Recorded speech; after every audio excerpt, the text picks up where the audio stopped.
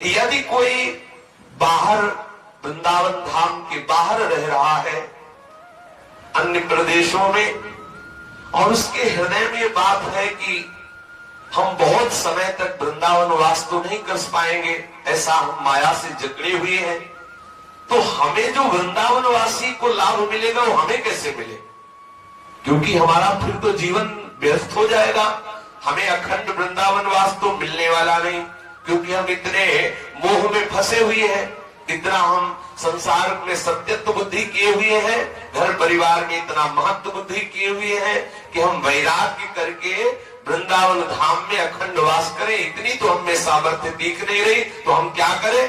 बोले ददत किंचित वृंदावन तनुभृते, जो वृंदावन में शरीरधारी है, जो भी जीव है, यदि वृंदावन में उनकी थोड़ी सी भी सेवा आप करने को पा जाए, आहा, तो सर्व भगवत विभूतेर भागीसो भवति जगताम तद्भृति परहा।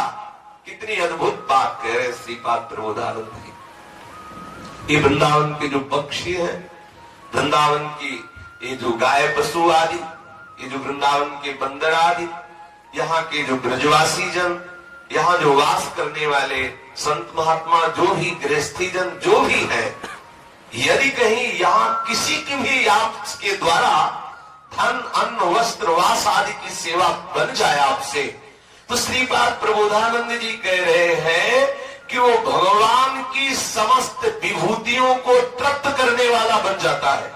इतनी उसमें सामर्थ्य आ जाती है, वो ऐसा महामहिमामय वाला बन जाता है कि जैसे गीता में विभूतियों का वर्णन किया ना, उन विभूतियों को भी आनंद प्रदान करने वाली विभूति वो स्वयं बन जाता है। ऐसा वो महाविभूति स्वरूप हो जाता है जो वृंदावन वासियों की सेवा करता है।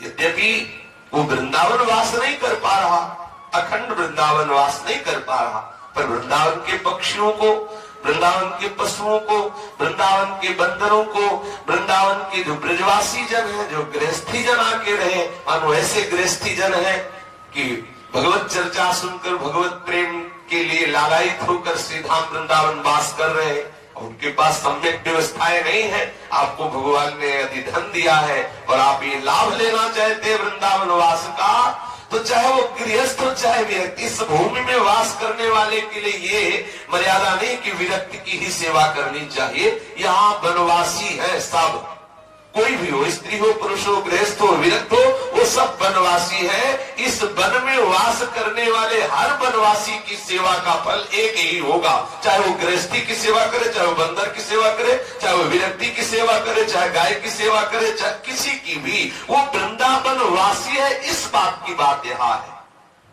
कोई भी हो, अगर उसको आवश्यकता है और आपको भगवान ने दिया है धन आदि, अन्न आदि, वस्त्र आदि, ऐसी सामर्थ्य दी है और आप परम लाभ प्राप्त करना चाहते हैं, तो मोह और लोभ का त्याग करके वृंदावन वासियों के वास की व्यवस्था, भोजन की व्यवस्था, वस्त्र की व्यवस्था, उनको प्यार दो, उनके प्रति अपनापन करो, उनकी सेवा करो, तो जितनी भी विभूतियां भगवान की है वो सब आपसे तृप्त हो जाएंगी और आप महाविभूति स्वरूप हो जाएंगे।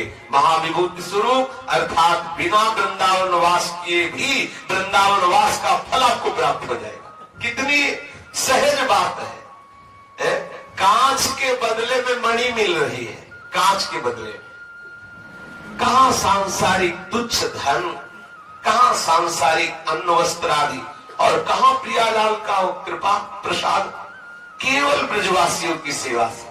जैसे माँ को प्रसन्न करना हो तो उसके बेटे को दुलार करने लगो, कुछ उसको खिला पिला दो, तो माँ अपने आप बोलने लगे। ऐसे माँ से बात करने की तुम्हारी सामर्थ्य नहीं होगी, लेकिन जब आप उसका बेटा जा रहा हो, दौड़ के उसको टाकी दो, दुलार करो और कुछ भी देने लगो, तो माँ अपने आप बात कर लेगी। आप भाई ऐसा क्यों कर रहे हो, तो बच्चा वो अपने आप आपसे प्रेम भरी बात करने लगे।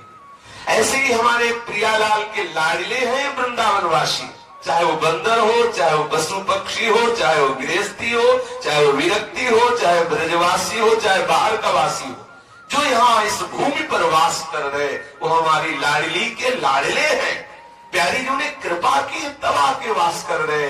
इन वृंदावन वासियों की कोई भी शरीर से सेवा, अन्न से सेवा, वस्त्र से सेवा, धन से सेवा, वास की सेवा यदि ऐसा करता है